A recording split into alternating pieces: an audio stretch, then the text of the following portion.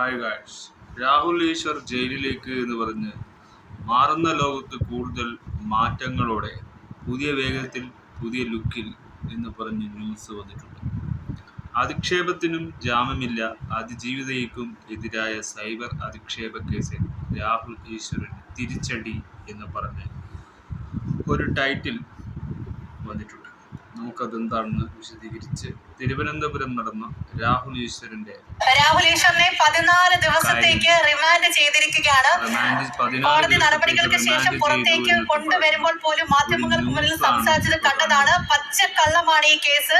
ജയിലിൽ നിരാഹാരത്തിലേക്ക് പോവുകയാണ് എന്നാണ് പറയുന്നത്. നിരാഹാരം ഇരിക്കുമെന്നാണ് പറയുന്നത്. എന്തായാലും ഇന്നലെ മുതൽ പോലീസ് മുന്നിൽ എത്തിയപ്പോൾ മുതൽ സോഷ്യൽ മീഡിയയിൽ പോലും ഒരു വീഡിയോ ഒക്കെ പോസ്റ്റ് ചെയ്തിട്ടുണ്ടായിരുന്നു. പോലീസ് മുന്നിൽ എത്തുന്നു, ലാപ്ടോപ്പ് ഒക്കെ മറച്ചു വെക്കുന്നു എന്നൊക്കെ പറഞ്ഞുകൊണ്ടാണ് ആ വീഡിയോ നമുക്ക് മുന്നിലേക്ക് വന്നത്. തെളിവുകൾ പോലും ഒളിപ്പിക്കുന്ന ഒരാളാണ് വലിയ വാദത്തിൽ ഇന്ന് മാധ്യമങ്ങൾക്ക് മുന്നിൽ പല കാര്യങ്ങളും വിളിച്ചു കൂവിയത്. താനൊരു പോരാളിയാണ് എന്നുള്ള നിലയിൽ സമൂഹ മാധ്യമത്തിൽ ഉൾപ്പെടെ ഇന്ന് പോലീസിന് മുന്നിൽ വെച്ച് പോലും പലതരത്തിലുള്ള വാദങ്ങൾ മുന്നിലേക്ക് നിർത്തിയ ഒരു രാഹുൽ ഈശ്വറാണ്. ആ പോരാളി ഇതാ ജയിലിലേക്ക് പോവുകയാണ്. ജിബിൻ JB വിവരങ്ങളുമായി തുടരുന്നുണ്ട്. ജിബിൻ, പല വാദങ്ങളും കോടതിക്ക് മുന്നിൽ രാഹുൽ ഈശ്വർ നിർത്തിയിട്ടുണ്ടായിരുന്നു. അതെല്ലാം പാളിയിരിക്കുകയാണ്. എന്തെല്ലാം കാര്യങ്ങളാണ് റിമാൻഡ് റിപ്പോർട്ടിൽ പറയുന്നത്?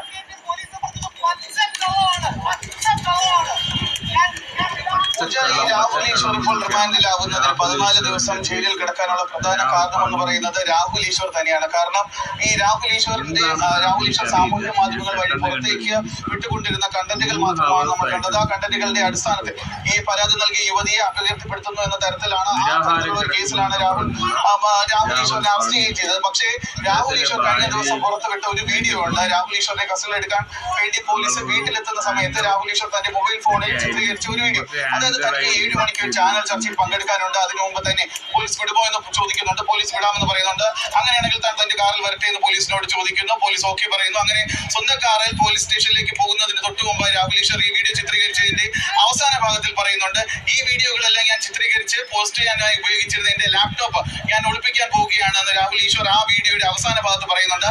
ഇതിൽ രാഹുൽ ഈശ്വറിന്റെ അറസ്റ്റ് രേഖപ്പെടുത്തിയ ശേഷമാണ് ഈ ഒരു വീഡിയോ സാമൂഹ്യ മാധ്യമങ്ങളിൽ വരികയും ചെയ്തത്. തുടർന്ന് ഈ കേസിലെ പ്രധാനപ്പെട്ട തെളിവാണ് ഞാനൊന്ന് മാറ്റി വെക്കട്ടെ എന്ന് പറഞ്ഞ് രാഹുൽ ഈശ്വർ ആ വീഡിയോയിൽ കാണിച്ചത്.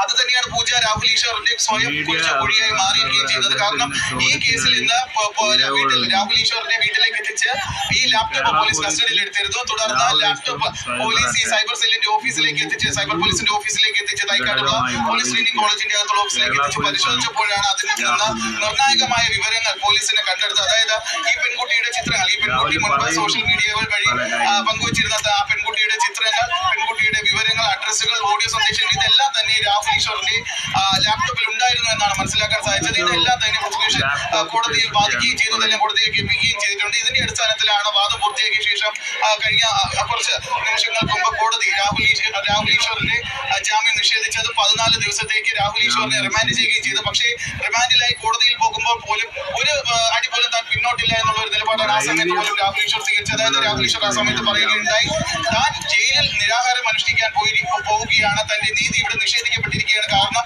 ഇന്ന് ഉച്ചയ്ക്ക് വീട്ടിൽ നിന്ന് കൊണ്ടുവരുമ്പോൾ രാഹുൽ ഈശ്വർ പറഞ്ഞ കാര്യമുണ്ട്, ഇപ്പോൾ നടന്നുകൊണ്ടിരിക്കുന്ന സുപ്രീം കോടതിയുടെ വിധിയുടെ ലംഘനമാണ്,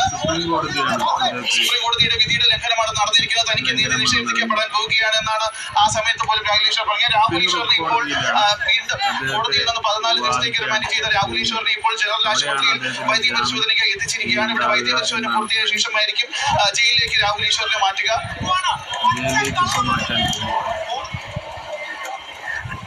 ജിബിൻ JB ആണ് വിവരങ്ങൾ നൽകിക്കൊണ്ടിരിക്കുന്നത്.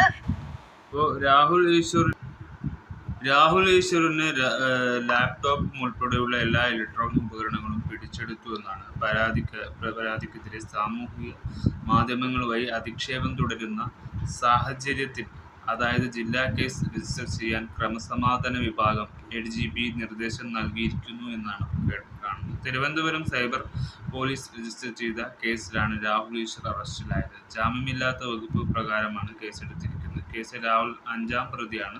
തിങ്കളാഴ്ച രാഹുലിനെ കോടതിയിൽ ഹാജരാക്കും. യുവതിയുടെ പരാതിയിൽ രാഹുലിനെയും പുറമെ KPC general secretary Sandeep Warrier ഉൾപ്പെടെയുള്ളവർക്കെതിരെയാണ് കേസ് എടുത്തത്. രാഹുൽ ഈശ്വർ 5-ാം പ്രതിയും സന്ദീപ് വാര്യർ 4-ാം പ്രതിയുമാണ്. മഹിളാ കോൺഗ്രസ് പത്തനംതിട്ട ജില്ലാ ജനറൽ സെക്രട്ടറി രഞ്ജിത്ത് പുള്ളിക്കാനാണ് 1-ാം പ്രതി. അഭിഭാഷകനായ ദീപ ജോസഫിനെയും പ്രതിയാക്കിയിട്ടുണ്ട്. അതിജീവിതയെ തിരിച്ചറിയുന്നതിൽ പരാമർശം നടത്തി സ്ത്രീത്വത്തെ അപമാനിച്ചു എന്നിവയും IMT നിയമത്തിലെ വകുപ്പുകൾ ഉൾപ്പെടുത്തിയിട്ടുണ്ടെന്നും കേസ് രജിസ്റ്റർ ചെയ്തിട്ടുണ്ട്. അപ്പോൾ വലിയ കേസാണെന്ന് തോന്നുന്നു. സ്ത്രീത്വത്തെ അപമാനിച്ചു എന്നത് തന്നെയാണ് കേസ്. വലിയൊരു കേസാകാൻ സാധ്യതയുണ്ട്. രാഹുൽ ഈശ്വറിൻ്റെ അവസ്ഥ ഇനി എങ്ങനെയാണ്, കോടതി അദ്ദേഹം എന്താണ് തെറ്റ് ചെയ്തിട്ടുള്ളത് എന്നൊക്കെ വിശദീകരമായി അറിയാനുണ്ട്. അത് നമുക്ക് നന്നായി നമുക്കതിൻ്റെ നിരീക്ഷണങ്ങൾ നോക്കി നമുക്ക് നോക്കാം. ഇനിയുള്ളത് അപ്ഡേറ്റ്സ് പോലെ അറിയുന്നതായിരിക്കും.